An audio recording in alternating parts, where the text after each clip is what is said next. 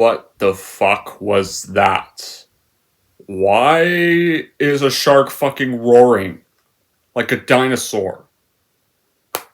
Why is it fucking flying? And why does it fucking know the Brodies? What the fuck? I was requested this for years. Oh boy, I guess I can see why. Let's get this over with. The sooner this is fucking finally over. Be thou my vision, O Lord of my heart, not be all else to me, say that thou art High King of heaven, thou art. Hey, wanna play hide and clap?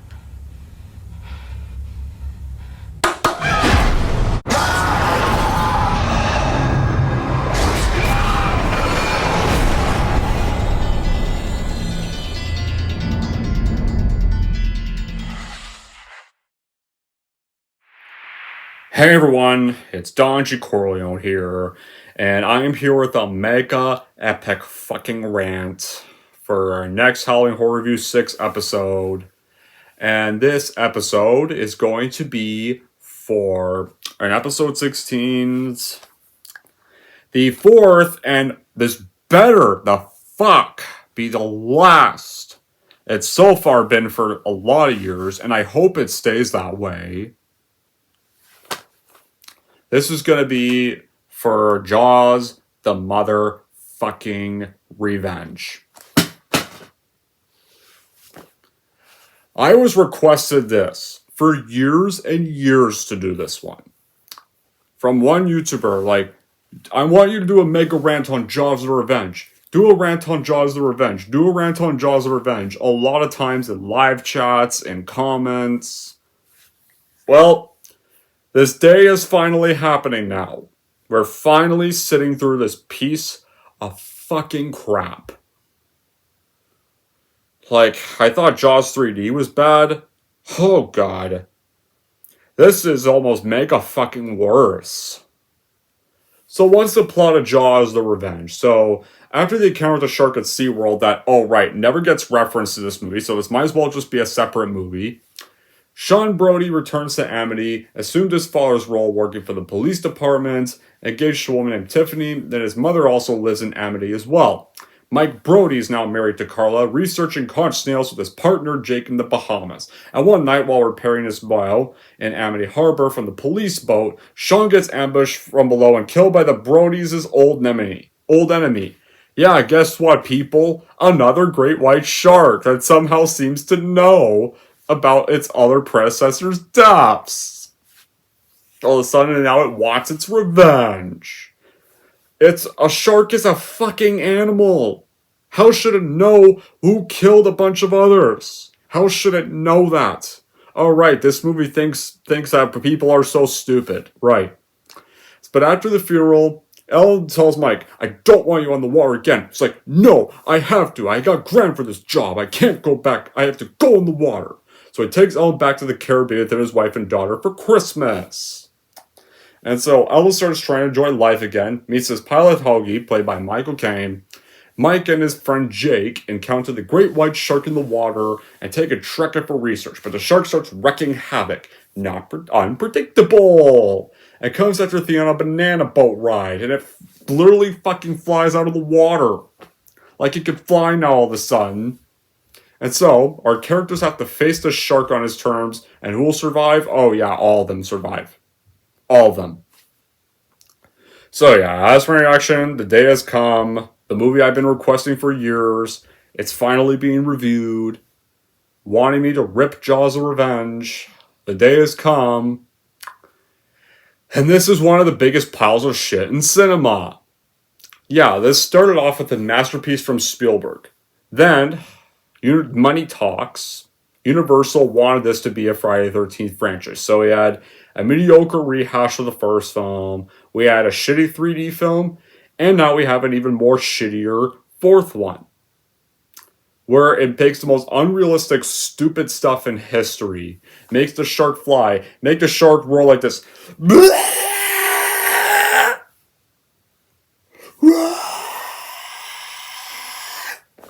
Yeah, roar like a T-Rex. So how was this made? Well, the production was shit. It was made in less than 9 months. Production commenced September 1986, so the film could be released the following summer. Got shot on location in New England and the Bahamas, completed on Universal lot. And the first 2 films, like Martha's Vineyard, the location of the Amity Island for the opening scenes. The delays caused a shitty mechanical shark and the weather, more concerns, and whether release date would be met. And of course, like even critics suggest the rush production compromised the quality of the film. It even got marketed with the infamous tagline, "This time it's personal," because the shark apparently knows the Brodies. When it was officially released and shot, Jaws the Revenge was universally panned by critics and audiences for the weak story, the piss poor acting. The acting in this is horrible. And cheap looking effects. And the franchise ran its course. Oh, and guess what? No other Jaws films got made ever since this movie. Yeah, I wonder why. I wonder why that is. And it barely even broke even at the box office with $51 million worldwide on a $23 million budget. Yeah, so thank God they never made a Jaws 5. What would it be about? What, would the Jaws go to the hood, or would Jaws just suddenly, oh, I don't know, fly up in the sky and try to start burning up buildings or something? Or would a shark just go to outer space? Would that be what they do if they try to make more of these? They probably would have. Or how about Shark Goes to Hell, the final Jaws? Or Shark Takes a fucking boat ride to Vancouver, like Jason. They probably would have did that, but thankfully this movie bombed. And this movie was panned, so we never got any of that shit. And you know what? I'm glad they never made another one ever since, and hopefully never will. Because of this movie. Like, again, Jaws 1 shouldn't have had sequels in the first place. I don't know why. Yeah, we need a sequel to Jaws. Just why? Alright, so here are the epic bad qualities of the story of Jaws the Revenge. So, starting off, this movie is one of the worst movies I've ever seen. The attack scenes are worse compared to what a kid would do with Fisher-Price toys or Playmobil toys or stuffed animals from stuff like Marineland or Vancouver Aquarium. The shark this time around, it wants to go revenge for being killed in the earlier movies. So the shark follows Michael and his family all the way to the Bahamas for Christmas. So the shark exacted revenge for his friends that were killed, or maybe it was, oh, I don't know, maybe the wife of the previous shark decided the wife of her husband's killer would suffer. Well, guess what? She did. Not because of losing Sean, but by having to be in this movie. If there's ever proof of when it's time to fucking stop milking a masterpiece that should have never been milked to begin with, this film is proof. The original was a horror that launched the career of Steven Spielberg, but it was a one-and-done story. It never needed a second, it never needed a 3D film, and it never needed this. And this one, like Michael Caine, yeah, it's one of Michael Caine's earlier roles, but you can tell Michael Caine doesn't want to be in this. And of course, like Lance Guest, Mario Van Peebles also don't give good performances. And Lorraine Gary just looks stoned in moments when she's supposed to look all like frightened or sad. Like there's times when the mom in this film looks like she's either fucking laughing like at the funeral or times going about to throw up on the water when that's supposed to be a panic attack, but it looks like she's about to throw up. And the budget spent on this film didn't go into research, script, or even the shark, because the shark looks like a toy that's getting thrown out of a bathtub.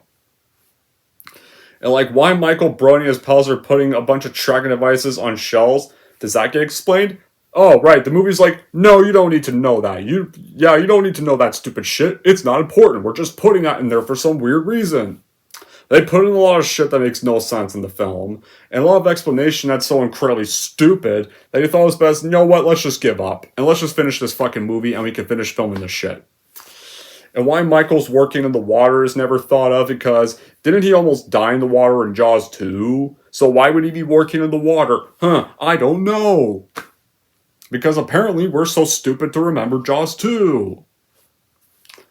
Of course, And it comes toward, and of course, one of the more annoying moments comes towards the end when the shark rises out of the water, does this roar at Elaine.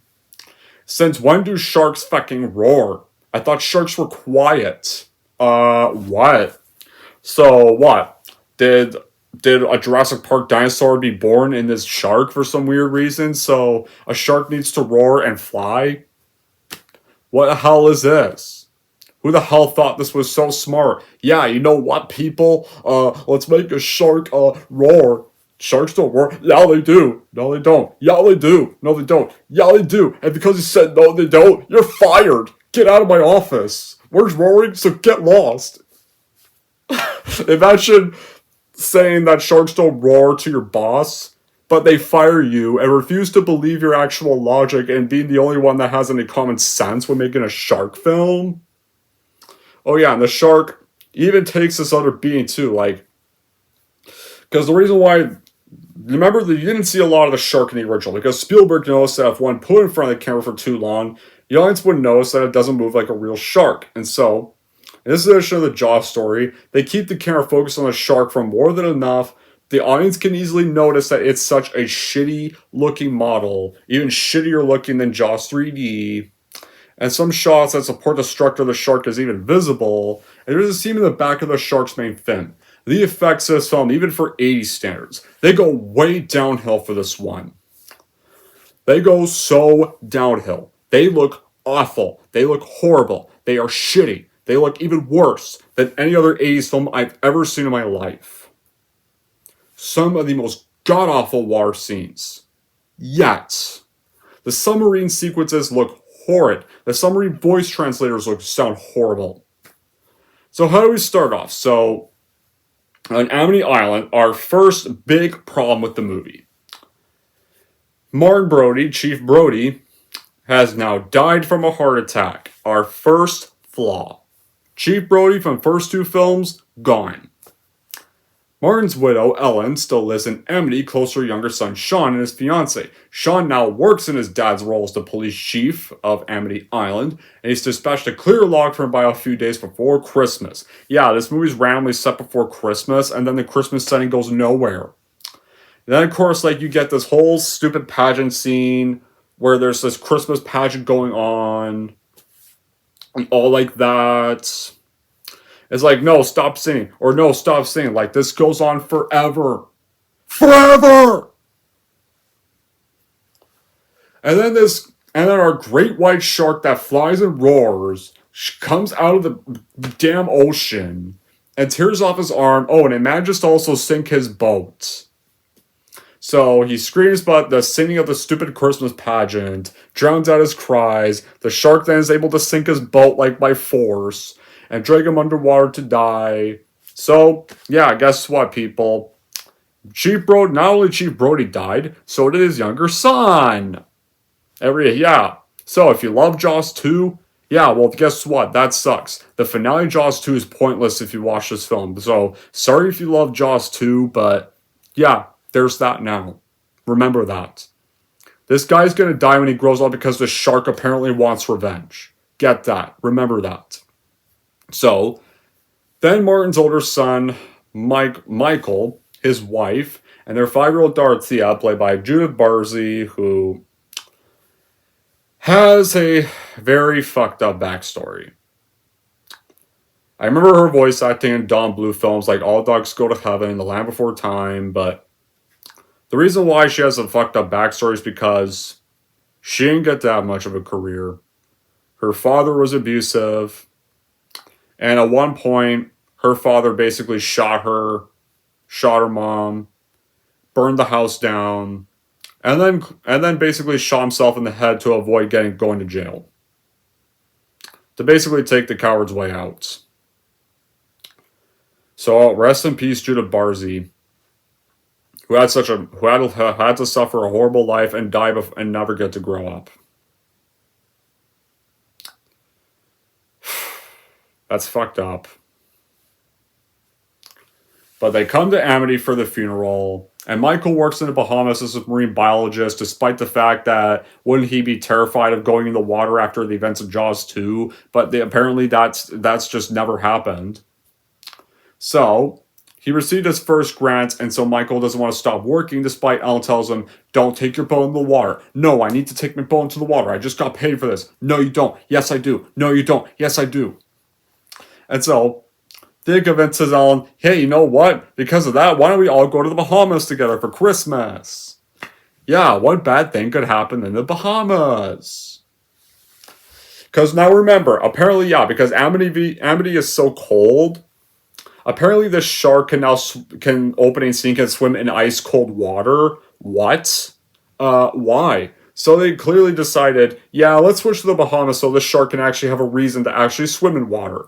So we can have a reason to make this movie. So the pilot of the small plane, Michael Caine's character Hoagie, immediately has a romantic interest in Ellen. So Ellen and Hoagie have this generic romance story, and he flies them back.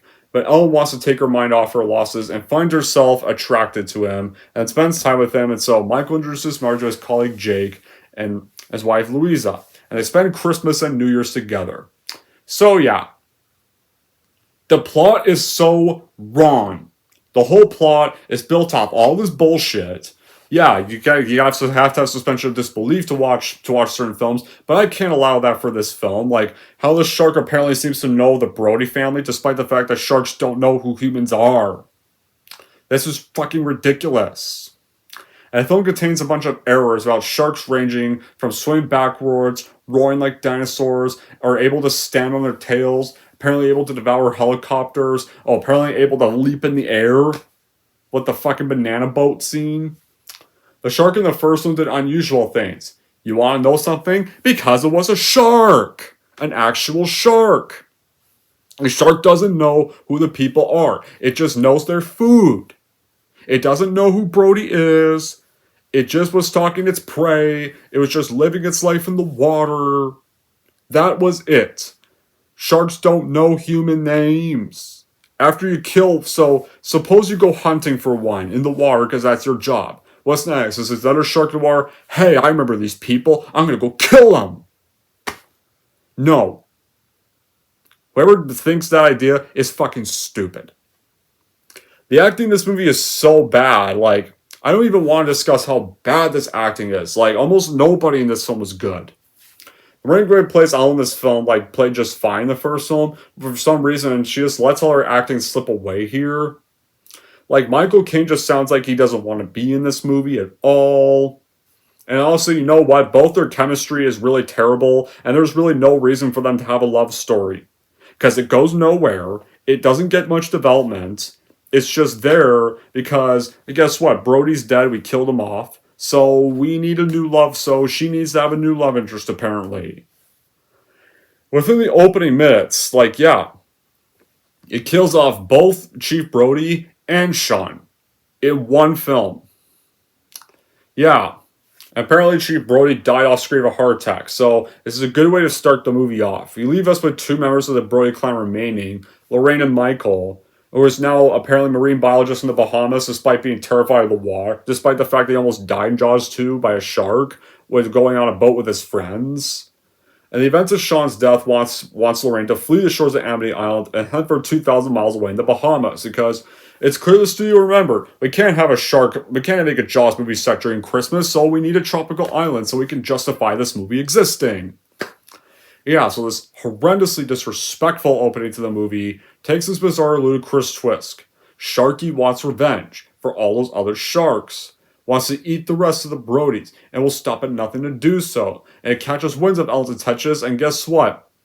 It decides to just go swim all the way to the Bahamas. Yeah, get it, people? The shark is stalking them. It's like they don't have interest in making a Jaws film, or have very little interest in a shark. Like, it always rears its rubber head, so if you look closely, you can see all the railing that follows it along. You can see how fake it looks. And this is clearly too much for Lorraine, and can't take any more of the film, so she goes on this boat to find the shark herself and kill it herself. And yeah, you get soon to be what is one of the most dumbest, worst endings in cinema history, and I'll get to this later. Oh yeah, whenever it looks like somebody gets eaten, almost nobody does. The only person that even gets eaten in the film is this random girl in the banana boat and Sean. Nobody else. Jaws gobbles up Sean, and so they have to go to the Bahamas. And Jaws is able to follow them. Gets there in a day somehow. Like, I don't know what the fuck this is, man. Oh man. So while they're out doing their little marine biologist job, Michael, Jake, and the crew, they find the shark that followed them all the goddamn way to the Bahamas. Yeah, for some weird reason, I knew where they were going. Hey, I have a big brain, so I'm gonna follow them all the way to the Bahamas. I'm gonna go get my sweet revenge. And Jake's like, hey, I want to research the shark because they're never seen in the Bahamas because of all the warm water. Don't they? I thought sharks love the tropics. I thought they loved the tropics. You know, I think isn't the ocean most of the time warm? A lot of the times whenever it's the summer, don't the sharks usually swim in warm water? I thought they didn't swim in ice cold water.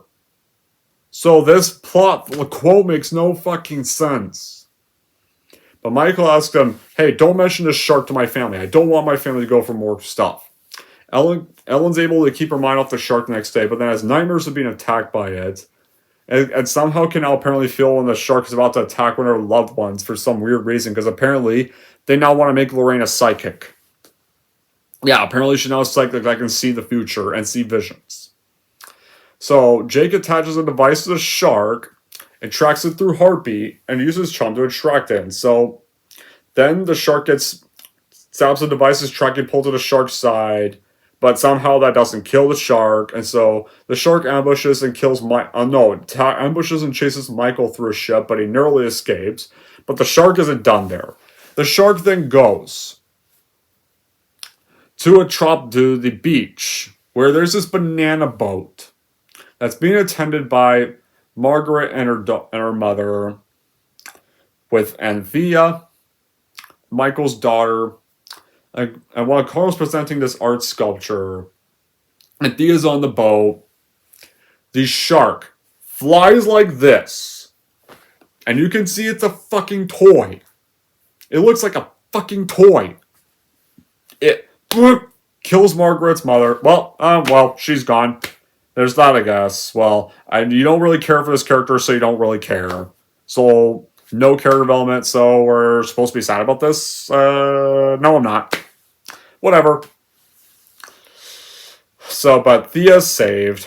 And then Ellen boards Jake's boat to track down the shark, so she wants to kill it to save her family. And then Michael confesses, well, I knew about the shark. And Carl's all mad about this. What? You didn't tell us about the shark? Your own daughter almost died. I couldn't tell you for your safety. How dare you?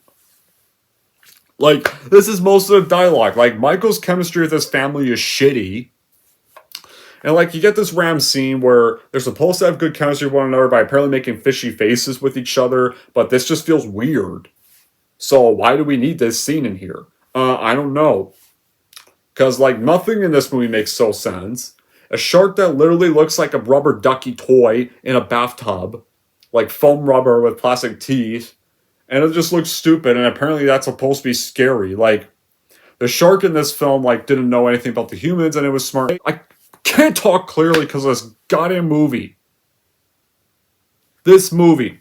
Cunning, okay? I said cunning, alright? Forget what I said. Not important. Alright? It's not important. Just move on from what I said, alright? I said cunning, alright? It's cunning. This time around, it's just a big bumbling idiot that, despite the fact that it's supposed to know about the Brodies and want revenge, so shouldn't it be smart too, and not a big dumb moron that can apparently damn roar, because apparently the director thinks sharks roar. Like, this film is so bad, it's basically a virtual spoof of Jaws. If it were directed by Seltzer Freeberg, this would be what they would probably do if they were parodying Jaws. Like, apparently, yeah, it can stand on its tail, apparently. And then follow them if they decided to move inland. And those seeking to film this as entertaining terrible comedy, well, guess what? You won't get that either with this film because there isn't anything funny about the so-called comedy in this. And like, yeah, no, it's not a so bad it's good film. It's a so bad it's unwatchable film. And the lack of quality is clear from the choppy cinematography. It traces a film near non-existent budget, and the black hole of the script, bests the storyline, and steals elements from Spielberg's actually good film. And a blind plundering and rehashing of several scenes, like that's the thing. You get like random throwbacks to Roy Schneider and his son from the first film, or random throwbacks to the defeat of the shark in the first film during the finale with such horrible lighting. And it really scratches the surface of what's no less of a masterpiece that started in 1979. And the film's atrocious quality is hardly even a surprise too, because this film was lazily rushed. His mind simply how bad an outcome it would be possible to achieve. And the tagline, this time it's personal, yeah, that could apply to all the audiences having to be forced to watch this movie. It's not only resoundingly poor, but it's just an insult to everybody who likes Jaws. It's pretty much all like, yeah, you guys were all so stupid for liking this film, so we'll make this 4 film to piss you off. Get it? There was no reason for Jaws 2 to be made. There's no reason for Jaws 3 to be made. But even after people didn't like either of those films, they decided, who cares about the reactions? They're still making us money. We can make another one. And we could be, and instead of learning from the criticisms of Jaws 3D and trying to go back to normalcy with Jaws 1, they decided, let's be more over the top. Let's be more stupid. And we'll just make the shark do such stupid shit. And apparently that's supposed to be awesome. That's supposed to be scary. So Mike and Jake are flown by Hoagie to search for Ellen and find the shark, to be able to aid Ellen so she doesn't get killed by the shark on her own. And Hoagie tells Michael about Ellen's belief that the shark killed Sean is now hunting her family. Because, yeah, apparently once again, the shark wants goddamn revenge. And Hoagie lands the plane in the water, and Michael and Jake swim to the boat. The shark drakes the plane and Hoagie underwater. But no, guess what, guys? Hoagie doesn't die because he escapes from the shark. And Jake and Michael put this device together that has electrical impulses. When Jake goes to the boat, the shark lunges up and mauls him. And Michael literally yells, Jake!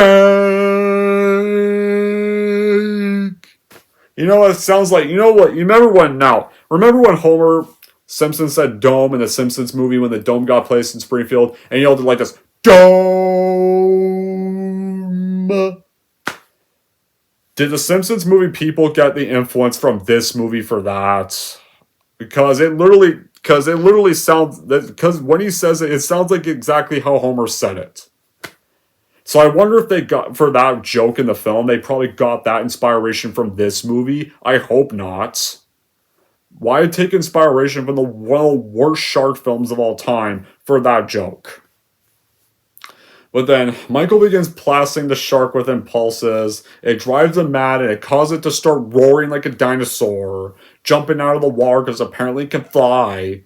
We get too many dumb throwbacks to the first film at the end of the first film because it's clearly reminding you what a better movie you watched, but you're now watching this instead.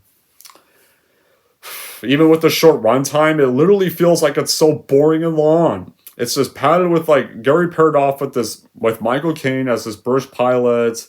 We forget we're watching a shark film and not some badly scripted, like, romance story that you don't care about.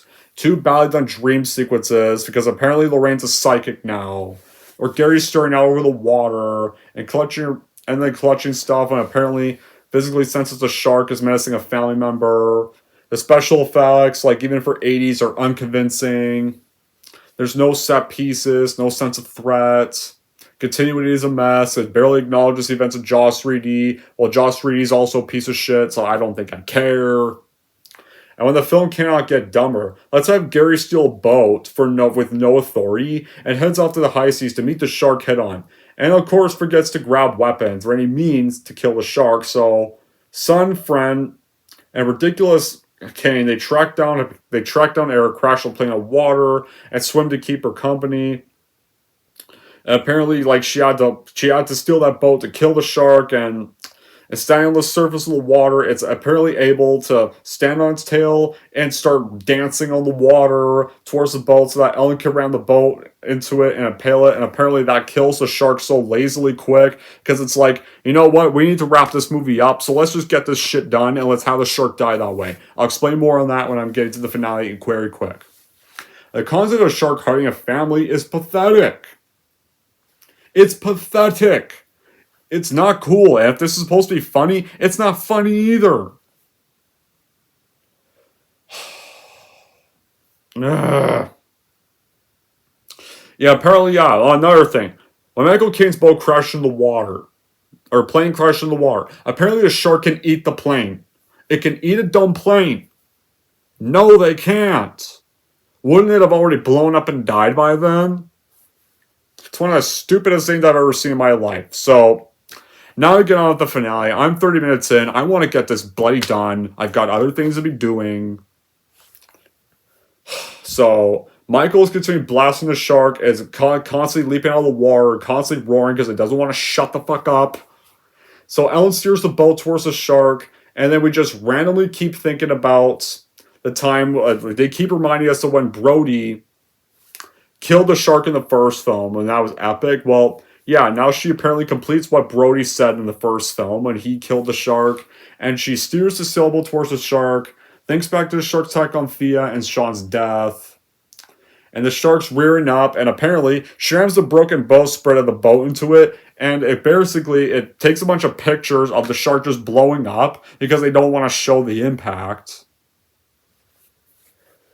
Apparently, the original version, the shark bled out and died after being impaled, but what we got here, the shark just immediately explodes from getting stabbed by a boat, and it sinks to the bottom of the ocean, which they lazily use footage from the first film to show this. And in the new ending, apparently, Jake is apparently still alive, despite the fact they look dead, so what was the point of almost killing them off then? And then the movie ends with Hoagie flying Ellen back to Amity Island, but the credits roll over their conversation because it doesn't matter because you don't care about the romance, you don't care that they're going to get together, you don't care, you're done watching this film, you're tired of it, roll credits, you just want to turn this off and just get this done and over with. So it's over. This is how this Trainwreck series in general finally ends. Thank God! We don't have any more of these fucking Jaws sequels. Nearly all of these were shit. No more Jaws sequels, please.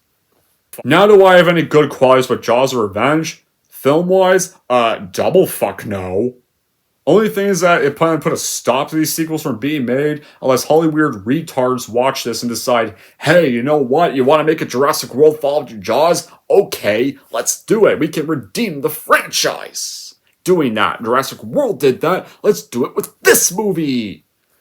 Imagine that happens. Imagine that. I wouldn't be surprised if it does someday, but I hope not. And I don't think it will.